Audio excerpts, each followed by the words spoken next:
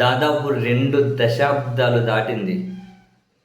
YS Rajasekhar Reddy గారు 2004లో ముఖ్యమంత్రి అయిన తర్వాత ప్రస్తుతం 2 తెలుగు రాష్ట్రాలు, అప్పుడు ఒకే రాష్ట్రం కదా. సో మొత్తం అటు తెలంగాణ, ఆంధ్రప్రదేశ్ అందరి ప్రజలకు కూడా వైద్యం మీద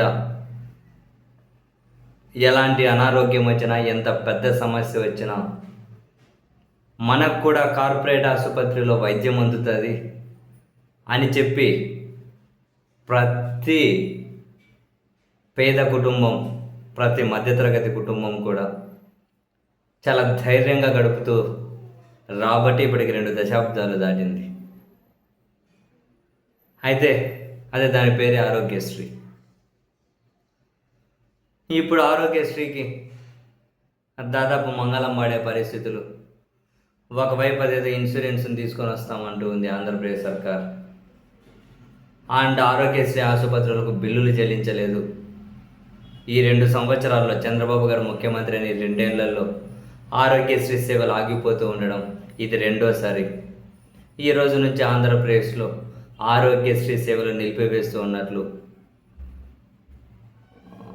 ఆంధ్రప్రదేశ్ స్పెషాలిటీ హాస్పిటల్స్ అసోసియేషన్, అంటే ఆరోగ్యశ్రీ నెట్వర్క్ ఆసుపత్రులు ఎవరైతే ఉంటారో ఆ అసోసియేషన్ ఒక ప్రకటన జారీ చేసింది. వాస్తవానికి 3,000 కోట్ల రూపాయలు బకాయిలు ఉన్నాయి వాళ్ళకు. ఈ ఆరోగ్యశ్రీ చరిత్రలో ఫస్ట్ టైం ఆ ఆసుపత్రి యాజమాన్యాలు రోడ్లు ఎక్కారు, నిరసనలు చేశారు, దీక్షలు చేశారు. విజయవాడలో ఆ నిరసన దీక్షలు చేసి ఆ ప్లేస్ దగ్గరకు వచ్చారు, అక్కడ దీక్షలు చేశారు. ప్రభుత్వం వాళ్ళకేమో 1 టైం సెటిల్మెంట్ చేస్తామని చెప్పి మాట ఇచ్చింది ఇంతకుముందు. మళ్ళీ సేవలు అయితే కొనసాగించుకుంటూ వచ్చారు. ఇప్పుడు మార్చి 31, ఏప్రిల్ 1 వచ్చా. సో వాళ్ళకేం ప్రభుత్వం ఏమి ఇవ్వలేదు, మాట మీద లేదు. అందుకని చెప్పి ఇంకా ఆరోగ్యశ్రీ సేవలు నిలిపివేస్తున్నాము అని చెప్పి ఒక ప్రకటన అయితే జారీ చేశారు. మరి ప్రభుత్వం వాళ్ళకి ఏమైనా కనుక చెల్లింపులు చేస్తుందా?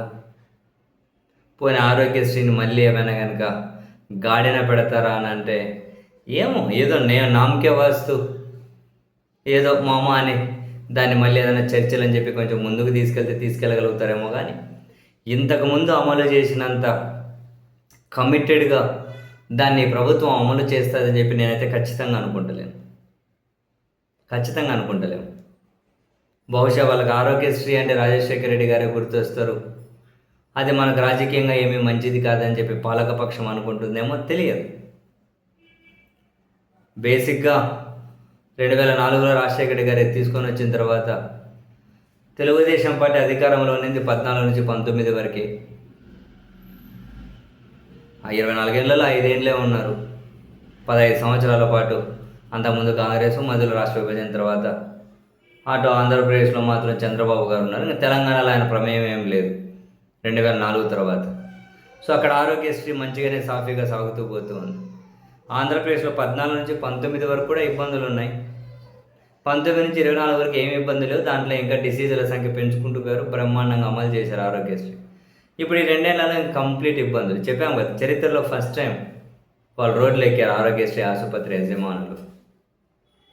బహుశా అదే కావచ్చు ఆరోగ్యశ్రీ అంటే జనాలకి ఎంత మంచి జరుగుతుంది అనే కంటే కూడా అది గుర్తొస్తే రాజశేఖర రెడ్డి గారే గుర్తొస్తారని చెప్పి బహుశా పాలకులకి ఏమైనా కంటగింపుగా ఉందో ఏమో తెలియదు. మొత్తం మీద అయితే ఆ సేవలు ఆగిపోబోతున్నాయి.